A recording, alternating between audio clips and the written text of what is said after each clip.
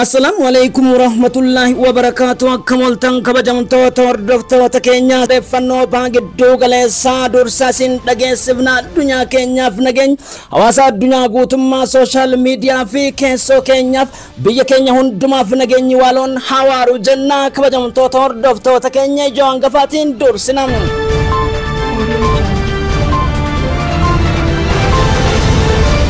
بنعفول في قضاء صيدا واستهدفت مسيرات إسرائيلية أطراف حوار مع أفغانستان لحل الخلاف بينهما. جاء ذلك خلال جنوب مدينة جنين بالضفة الغربية وهبوط طائرة مروحية في المكان. Global stock markets have fallen, driven by a sell-off in bank shares amid fears. دفع عن تهديده بملاحقة حماس إذا استمرت في قتل من وصفهم بالأبرياء. Seen that a lot of companies in the food Bangladesh the beat down there. It seems like these companies are kind of operating built. Nyumbani mwake mtaani Kilimani hapa jijini Nairobi, lakini kupitia wakili wake Ken Yaecha. President Trump and President Putin as well. They talked about Budapest as being على مناطق في جنوب لبنان واستهدفت الغارات مواقع في شمستار قضاء. All medicine expert. His records speak for themselves. And he has all the relevant licenses that are needed for purposes of. Dali Brigade Alexa Abu Ubaidan Nijra Jadamin Abu Ubaidan Drachu Kofasontain Tora Media Idla Dunya TV Warana Bag Dugalesa Kesati Namni Jaban Sagalen Daghaman Mita Haleellaa Sanin Irragahe Wal Ansagar Gata Aka Drus Odefanon Kesomasi Da Ijo Bag Dugalesa Yotu Haleellaa Israel Kuta Kanenu Sirrat Furate Yodikate Filistemoni Digdamia Fura Jefamun Waligalte Dukasa kana nidiga jedhame yaaddoo fi akkasumas balballi addunyaa hundi Israa'el ammas waligalte dhukaasa dhaabuu kan heera mootummoota gamtoomaniif President Donald Trump baagiddu galeessaa keessatti waadaa galan cabsan Netanyahu nama nagaya barbaadu miti jechuun President Recep Tayyip Erdogan Sheikh Mohammed bin Abdurrahman Atani President Emmanuel Macron Kiristar Mar dabalatee qondaaltonni idila addunyaa biraatiin lammiileen Gaza egeree deebisanii ijaaruu keessatti biyyoonni hedduun gumaacha barbaachisateef Gaza deebisanii ijaaruuf $1 biliyoona 70 akka barbaachisu jarmiyaa mootummoota gamtoomanii erga beeksiseetii booda waraanichi ammas waraana guddaa haleellawwan rooketii keessaa dhukaa jiraachuun Gazaan haara galfii akkan arganne xiinxaltoonni dubbachuu irratti jirani. Dhaabbanni Tians Digital Market jedhamu biyyoota Afrikaa keessatti maafiyaan hedduuwwan biizinasii bakka waan aksiyoona dhaabbata Tians bitanitti sooshaal miidiyaa advertise gochuun hojimaatan goyoomsanii nyaatan hedduun isaanii komiin nu ga'ee jechuun ibseeti jira.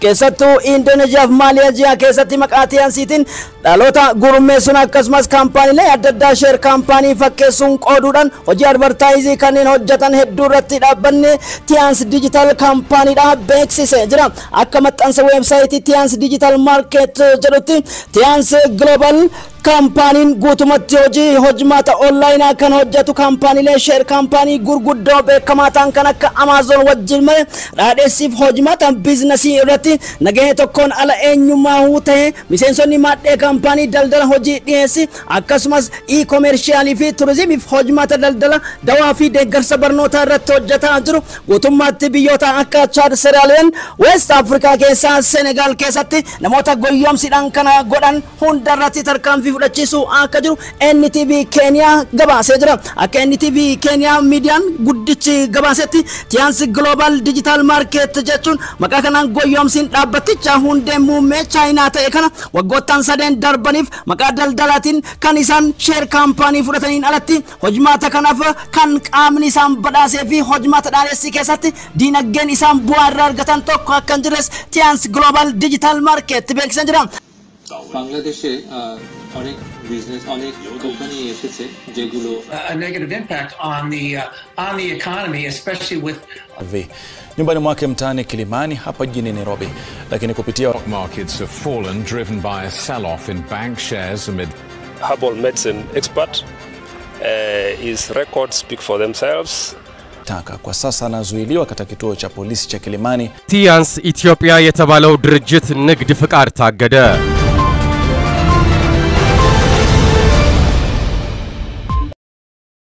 إلا haleellaan guddaa jedhamee suukaneessaa jedhamee Libaanoosiin laboomsee jedhamee si'a 20 ol mootummaa Israa'eliin fudhatame biyyoota hedduu dheekkamsiisuun Hizbollaan har'a misaayilota gaayidid gaadar jedhamaniif rooketii fi kanneen akka diroonota shaayid diroon jedhamaniin kutawwan meroo'eef akkasumas askiloon haleeluu isaadha. Press TV, Al Jazeera fi Al Arabii TV gabaasan. Gabaasni Hindustaan tarra barii qabatee bahee Hizbollaan rooketiiwwan gaarreen Goolaanitiin loltoonni Israa'el afur madaawaa kan oolles Times of Israel wabeeffachuun gabaasee jira. Baha gidduu galeessaa keessatti nageenyi guddaan addunyaan itti hawwaa turte yeroo dhufaa jirutti haleellaan guddaan keessattuu erga dhukaasni Gaazaa dhaabate fudhatame jedhame kan Libaanos kun jalqaba ta'uudha gabaafamaa jira. Iraan gama isiitiin abbaan aangoo Riippaabilikii Islaamaa haleellaa Libaanos irratti fudhatame kanaaf Israa'el gatii kafaluu jirti jechuun barreessaa fi gorsaan Ayatollah Sayyid Ali Al-Khamenei Kamal Karazi dubbatanii jiran. Rakkoon siyaasaaf xaxaa dhiyeessii bishaanii wal qabsiisee raafamaa jirti jechuun ololli mootummaa Israa'el akkasumas qondaaltota ergamtoota Muusaadiin Iraan keessaa habarfamaa jiru hundi isaanii yeroo gabaabaa keessatti dhaamu jechuun waajjirri pirezidaant Masur Pezeshkian beeksise. There are areas where they're digging and they're finding a lot of bodies. رأي قال فيها إن بلاده أوقفت إطلاق النار 30 نقطة عسكرية داخل القطاع. الوسطاء إلى استكمال دورهم في متابعة تنفيذ. And so we'll see what happens. We may have this. صناعة السلام ووقف الحرب في قطاع غزة ولكن هناك نقاط أخرى. بأن ما أنت تقول قبض دكتور حامد يقول لا ضمانات بعدم العودة للحرب. كل بعد تفكيك حماس لا مشكلة لإسرائيل. Peacekeepers and Lebanese army soldiers. Those soldiers were providing security for civilian workers, trying to clear the ruins of.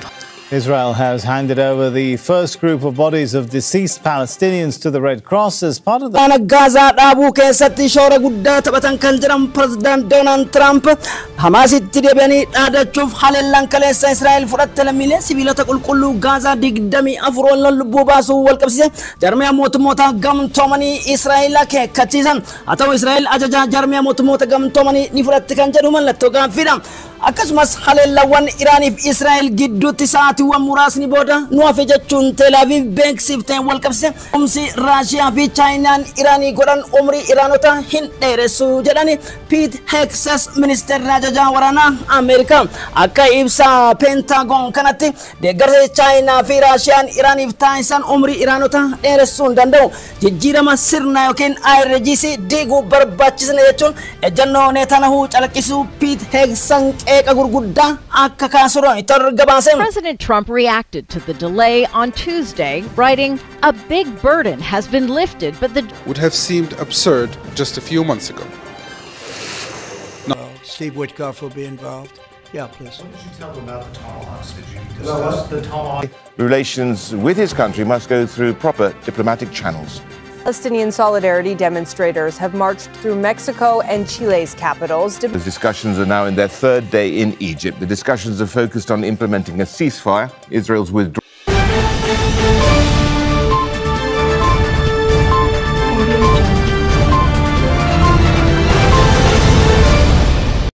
Assalamu alaikum wa rahmatullahi wa barakatuh. Nageenyi Rabbi guddaan isin biratti haa jiraatu. Addunyaan keenya tibba kana Taiwan garagara keessummeessuu irratti argamti. We will maintain our democratic form. غارات جديدة 12 غارة 12 أن تأتي الإسعافات إلى هذه المنطقة. Palestinians. Kushner says that's the only way Israel will find acceptance in the Middle East. Your understanding that the Rafah crossing will potentially open on Monday, and what would this mean to you? We certainly have to hope so. I mean, unfortunately, want to integrate Israel with the broader Middle East. You have airstrikes on southern Gaza, and that's despite the ceasefire in place now in its second week. We are the king to rule us. Shut down. But those gathered say they are protesting the immigration crackdown, the deployment of the National Guard to cities. الإسرائيلية سيبقى في المناطق التي احتلها حديثا في جنوب سوريا. بخصوص سوريا لقد قمنا باحتلال أراضٍ فيها ونحن نسيطر على مناطق واسعة في جنوب سوريا. مظاهرات وصفت بالأكبر في تاريخ البلاد ضد إسرائيل. رتبي لنا الأحداث تسلسلها. The Prime Minister held a consultation with the Defense Minister and the heads of the security establishment. كيسامو وليغالتي لوكاس دابو إما غازا إسرائيل في حماس إرتي جارميالين ديغرسا نموما أمس دنكي غرغدان ديغرسا نموما كتاوان غازا كيستي إمالا جران إرتي موتمان إسرائيل غفوتو إسا ميا موتا غم تومانيت إفتا سيتي جرام إتانا برزيدانتين أمريكا جدي فانس تبكنا إرغا دونالد ترامب بهاد دوغاليسا وليغالتي وان ورانا غازا وغوتل لما فلسطيموتاف أكسماس إسرائيل جدوتي تاسبه غازا دچي بركوتاف اگري فلسطيموتا ملتو جرنيا سنيما كيساتي غافي تاسيتي دونالد ترامب مسرس داوچودان قندالتوتا ادلا دنياتيف واتوكو اكايسان دادفمنس كم بربادان توتين تلتوني دوبتن تلابي بيتين حسب نسان إيرانستيتي بهاجد دوغاليسا كيساف إموتا ججبوتا هن كيساتو كان أبراهام هيساك إيكين وليغالتي أبراهام أغريشن جرو إرتي دوبتني في يادرمني كوندالتوتا إدلا الدنيا ججبوتان ميرانين دوتي أفيرانيس ريبابليكن إسلاما أكن أرغمين هندك نافو إفغالادام هاتوتي برزيدانتي نتيانان جدي بانسو بهاجد دوغاليسا كيساتي ماليف غرا تيلابيتي ديبو يوكين إمالوف ديرك أمان كانجروس وجين إلى الله. This may be such a productive call that we're going to end up with. برتقالها في هذه الخارطة كان أصلا هناك ما يقارب 43 نقطة. Turning all 28 deceased Israeli captives a condition of phase 1. سيدي الكريم ليس هذا لب الحديث سيكون قابل للتفاوض. هذا الاتفاق وخاصة الجانب الإسرائيلي باعتبار أنه يمتلك من الإمكانيات والقدرات ما يمكنه من القيام بهذا. وزير الخارجية الإيراني عباس عراقجي إن الاتفاق مع الوكالة الدولية للطاقة الذرية الموقع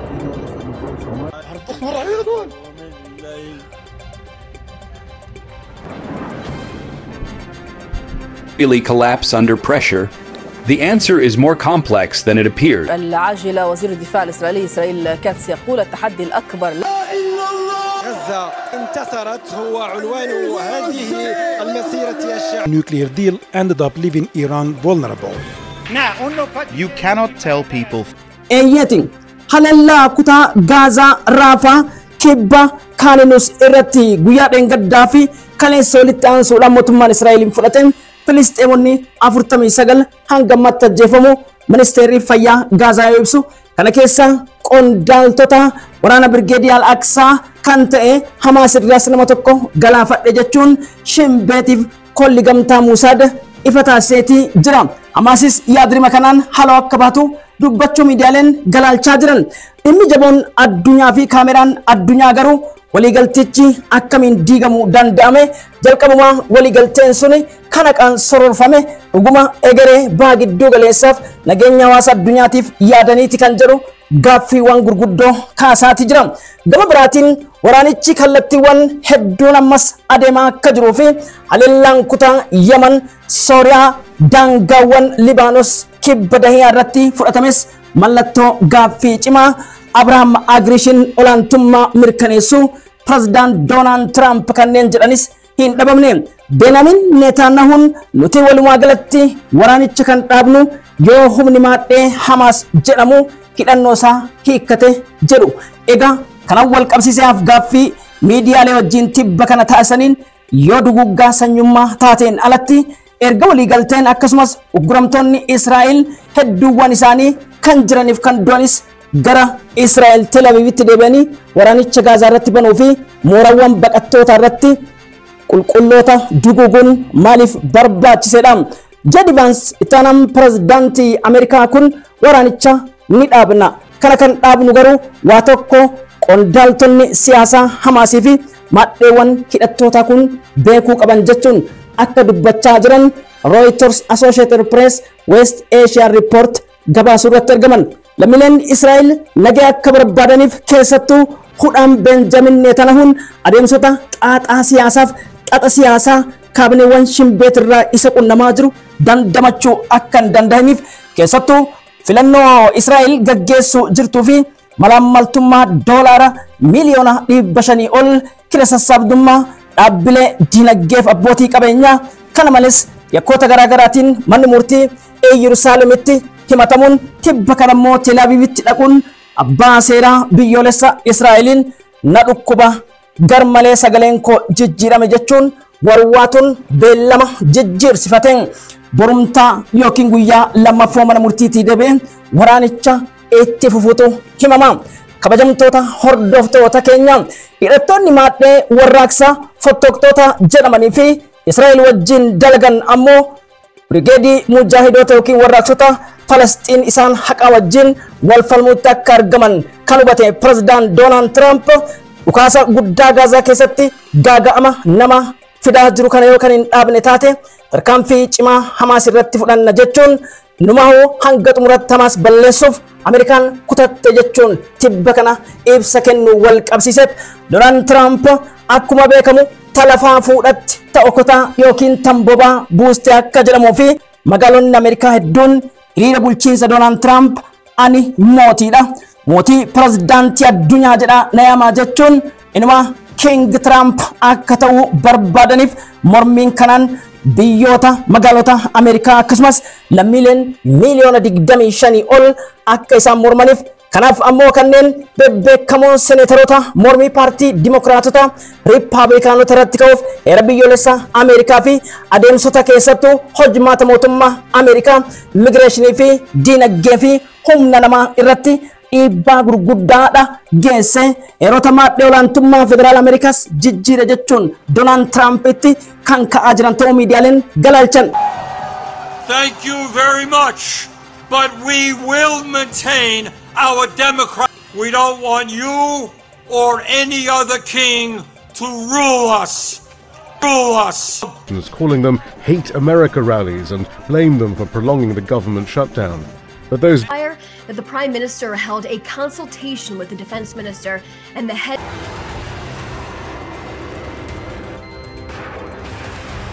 Oh, we talked about it a little bit. I said, please sell those Tomahawks. I really appreciate it. I did actually say, would you mind if I gave a couple? Will quit. But people here say that's simply every aspect of it. But do we have... And I just pray that they're all healthy and strong and that their families are... Israel has handed over the first group of bodies of deceased Palestinians to the Red Cross as part of the first phase of the ceasefire deal with Hamas. These 45 bodies... The International Committee of the Red Cross, as you can see right now... Gama biraatiin ammoo haleellaa waraana guyyoota 12 Israa'el Iraan gidduutti gaggeeffameef Ayatollah Said Ali Al-Khamenei barattoota sadarkaa saayintistoota bebbeekamoo fi yuunivarsiitii idil addunyaarraa walitti qabamaniin haasaa taasisaniin eeyyee dhuguma nikileerii keenya kan haleelanii balleessan yoo ta'e kana yeroon haa ibsu jechuun gaaffii gurguddaa ta'ee fi hojmaata warra Awurooppaa mataa dhukkubsu Ayatolaan dubbatan misaayilota jajjaboo hin fayyadamin hedduu akka qabnuuf seenaan waraana guyyoota 12 Iraan Israa'el waa hedduu akka barsiisuu fi misaa'ila barbaachisaa ta'e kamiyyuu hin fayyadamne jechuun Ameerikaa akeekkachiisuun dubbii warra Ayatollah Said Ali Al-Khamenei yaaddoo cimaa Ameerikaaf Iraan gidduutti jirtu akka ta'e miidiyaaleen dubbatan hundumaafuu addunyaa keenyaaf nageenyi hawaaru nageenyi bu'uura guddinni biyya keenyaaf guddina waloo keenyaaf addunyaan nagaa malti Israa'el Filisxeem gidduuttis nagaa Yuukireen Raashiyaaf golee addunyaa guutuu nagaa jaalalaaf tokkummaan ni mala social meediyaan nagaaf social meediyaan bu'uura tokkummaaf globalizationitiif haa ta'u maadhee tiktokii keenya duuba seenuun linkii yuutuubii keenya seenuudhaan odeeffannoo dhimbibbaa viidiyoolee ragaawwan gurguddaaf sursuga balballoomii miidiyaalee dilaa addunyaa wabeeffannee daawwachuu dandeettan kabajamtoota hordoftoota keenya social meediyaan nagaaf social meediyaan guddina globalizationiif ilaalchi waloo keenya nagaa addunyaatiif biyyi keenya akkasumas waloo keenya tokkummaaf guddinaan wal faana haa hojjannu addunyaan nagaan malti ilaalchi social medias guddina waloo keenyaatiif tokkummaa dhalootaatiif haa ta'u. As much as though that young man or young woman were alive.